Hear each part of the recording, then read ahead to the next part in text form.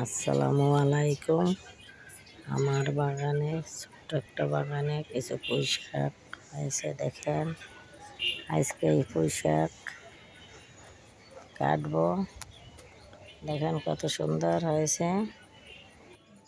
তারপর এই পুঁই শাক রান্না করব। আমার কর্তায় আবার চিংড়ি মাছ দিয়ে পাক করলে খায় না, তার জন্য খালি শাক পাক করো। বাজার থেকে দেখেন চিংড়ি মাছ এনেছি, এই শাক কেটেছি,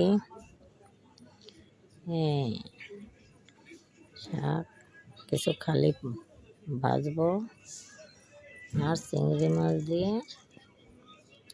ডাটা রান্না করব।